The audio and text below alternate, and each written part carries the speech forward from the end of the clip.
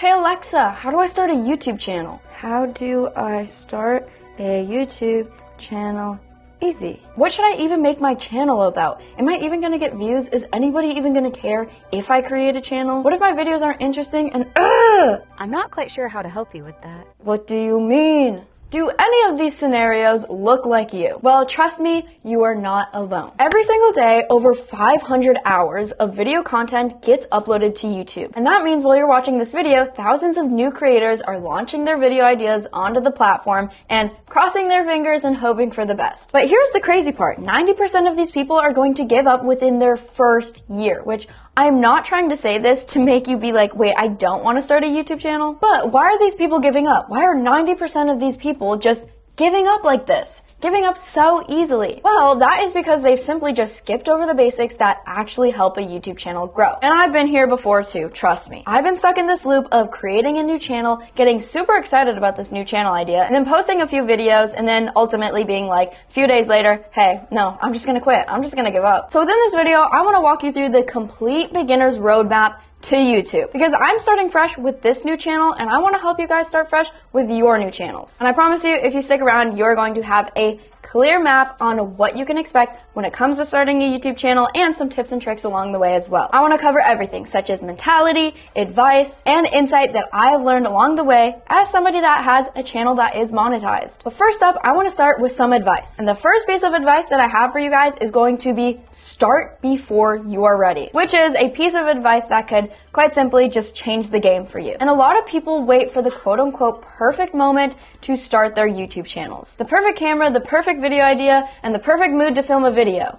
But we don't have to do that. The truth is, you're never gonna feel 100% ready to start a YouTube channel. Our brains can do a very good job at tricking us into thinking that something really big is happening, when in reality, we're just posting a YouTube video. Our heart rates can go faster, we can even start to sweat, and just start to feel really anxious and stressed out. But really, all we are doing is jumping into our dream, which is starting a YouTube channel. The best move here is to start with whatever you have right now and figure out the rest along the way. You'll make mistakes, sure, but that is how you actually learn. And I found this myself a lot. I filmed a bunch of YouTube videos where I'm like, hey, I did not like how I presented that information. I did not like how I talked. I didn't like how I blinked so much in that video.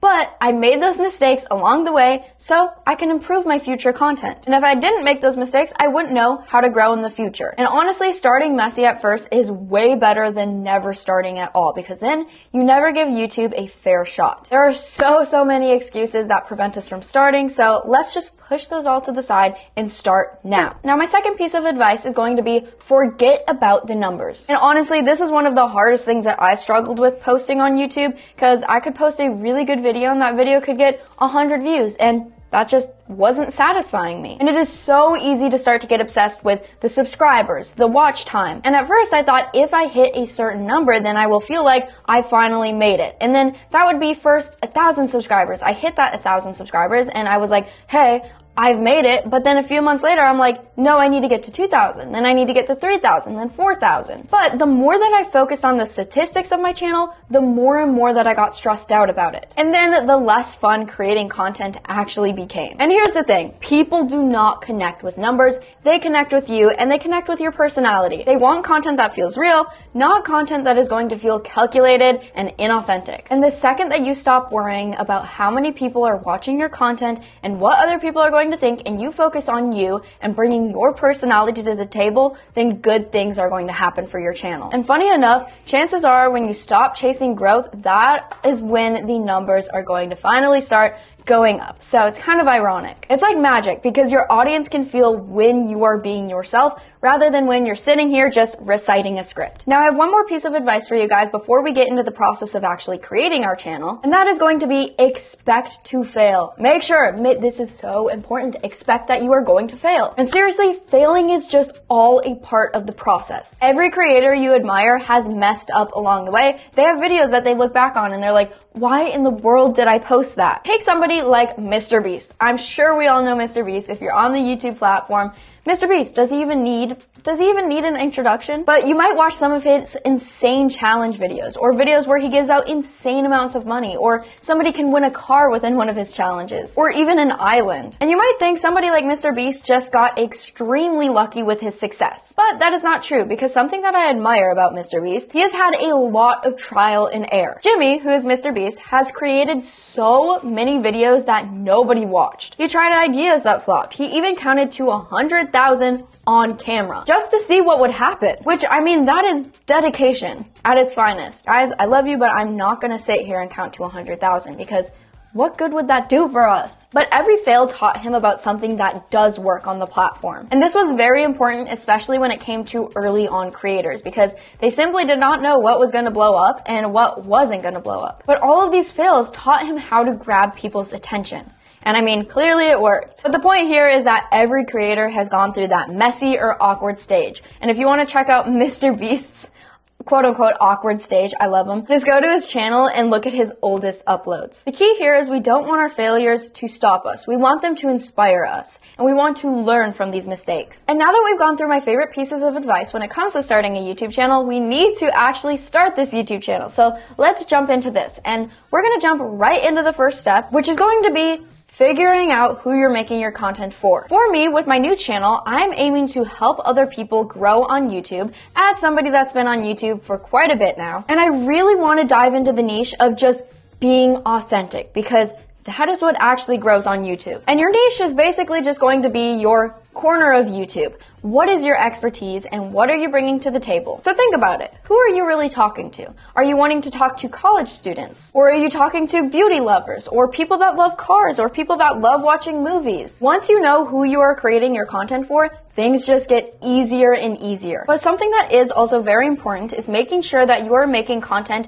not only for your target audience, but also for yourself, because people can tell when you are uninterested in talking about whatever you're talking about. Because let's say I'm not a big car enthusiast. You would so be able to tell if I was sitting here talking about Ford's new car, or see, I can't even think of what new cars are coming out right now. And you would be able to tell that if I tried to sit here and do a deep dive on cars. But once you know what you want to make videos about, and you know that there is an audience out there that is craving this type of content, and my favorite hack to figure this out is, let's say you want to make a makeup video. Simply just search up makeup and see what is getting views, what video ideas are doing well, and that way you can really understand your audience and know what people are having questions about in the makeup world, or maybe within the YouTube world, or within the car world. And then you can take these video ideas and show up in a way that feels natural to you. Basically, it's kind of like hanging out with your friends that just get you. Hopefully, you are all here because you want to grow a YouTube channel, and I am here because I want you guys to succeed on YouTube. And YouTube is just way more fun when you are talking to the right crowd. And lastly, before we wrap up the niche topic, I'm just gonna throw out a bunch of different niche ideas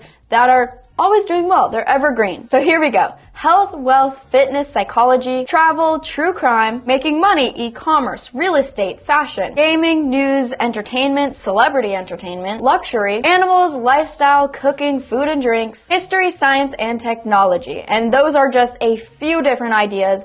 That does not cover everything. But maybe one of these ideas really hits the nail on the head for you. And now that we've nailed down your niche, it is time to talk about your brand. When I say brand, I don't mean hiring somebody to spend hours on creating a logo for you or a YouTube banner for you. Your brand is really just overall how people see you. What is your aesthetic? And what is that feeling that you leave your viewers with? Are they feeling inspired? Are they feeling emotional? Think about your tone and your vibe, even the little things that you bring to the table. Your little quirks, your jokes, your style or catchphrases. For example, if you want your channel to feel like a cozy hangout with your best friend, then lean into that. Maybe put a little fireplace behind you, a cute little candle. If you want your channel to feel motivational and uplifting, build around that. Maybe your lighting is a little more dimmer and serious. A clear brand makes your content more recognizable. And one of my favorite creators that has done a really good job at this is Emma Chamberlain. I know I'm talking about the two big people on YouTube. We've hit Mr. Beast, now we're talking about Emma Chamberlain, but there's a reason I'm bringing these creators up, because they know what they are doing.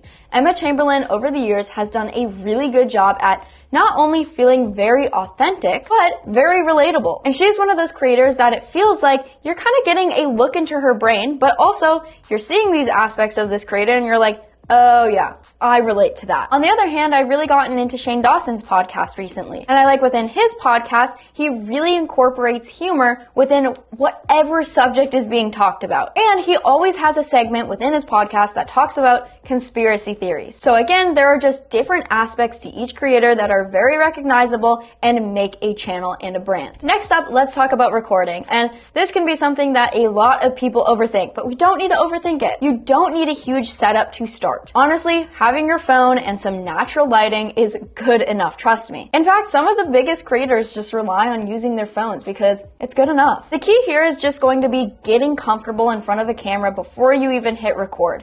Now, I've had my fair share of awkward videos that I filmed where I'm sitting here, I'm talking like a robot, and again, I used to blink so much in my videos, I don't know I did that. I'd be like, I don't know if it was the bright light or what. And sure, the first few videos might feel awkward, but expect that feeling of awkwardness and embrace it and push through it, because then you'll find out what makes you more comfortable on camera. And hopefully I found that out just a little bit. I'm still learning along the way, but the more you film, the more relaxed you'll get and the more you will be on camera. And trust me, people will connect with you way more if you're being authentic on camera and your camera quality isn't as good, rather than if you had the best setup in the world but you're not focusing on your authenticity. And before you even think about buying new gear, make sure you're focusing on what you already have and taking advantage of those resources. Play with different angles and test out lighting at different times of the day and see what background really works best for you. Maybe you've played around with some different angles and some different setups and you found a corner of your room that you really like. Then that's your spot. And when you focus on these little aspects such as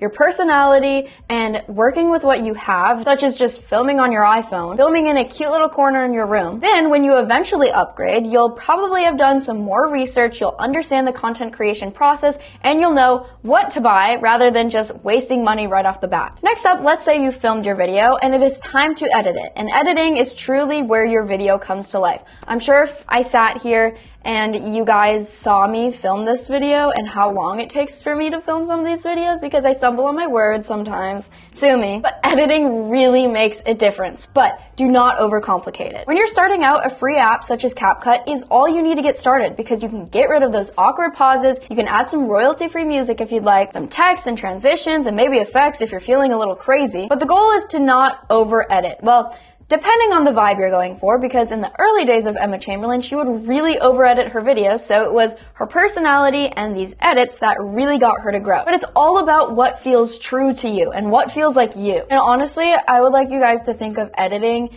like you're seasoning your food. Your video is the food and you just want to spice it up a little bit. Less is sometimes more. And whatever matches your vibe, if it's some fun zoom-ins here and there, or maybe it's some chill music, add that. Now that we have our video, let's hypothetically say we have our first video and it is ready. But now we need to get that video ready for people to actually click on it. We can do that through our title and our thumbnail. You want both to be clear, but also a little bit intriguing. A thumbnail should show you instantly what a YouTube video is going to be about, but it also has this level of mystery where it's like, wait, what is going on in this video? I must click it. You could use big text or bright colors or fun facial expressions. That's a good one. And for titles, think about what problem you're talking about, what problem are you solving, or what curiosity are you sparking? For example, let's say you had a history channel, and within your new video that you're creating, you're talking about an overview of ancient technology. Now, if you just titled this video, an overview of ancient technology, I wouldn't say that's a good title because it's not clickable. But on the other hand, a very clickable title would be, This Forgotten Civilization Had Technology 1,000 Years Ahead of Its Time. The clickable title teases mystery and it has that wow factor. While on the other hand, the first title is kind of dry. It doesn't have that seasoning yet. And finally, we have the part that trips a lot of people up, which is just uploading. Here's the thing, your first video is not going to be perfect. And they're not supposed to be, so don't stress about this. But the more you post, the faster you are going to improve. So if you don't start now, how are you ever gonna start? And how are you ever gonna improve? Trust me, you'll look back months later and laugh about how much you've grown with your channel. I mean, I'm sure Mr. Beast does. But waiting for perfection is something that is just truly going to slow you down. So treat every upload that you upload like a practice round. You hit post, you learn from it, and then you look at your analytics and you keep going. Trust me, you guys, consistency is going to matter a whole lot more than perfection. And your audience will also grow with you as you improve with your channel. So that's it. You're officially ready to start your channel. Dare I say, today? Tomorrow, do not wait, do not overthink it, just post your first video and learn as you go. And I've created a new channel this year, and I am here to help you small creators. If you want to leave a comment, I'll make sure to respond to you guys. Let's help each other grow this year. We have got it. It is the year of YouTube for us. Hey, we're in this club. It is the year of YouTube. We have got this. I've got your back. You've got a friend in the YouTube game. Let's get it. Let's get it, team. Let's get it.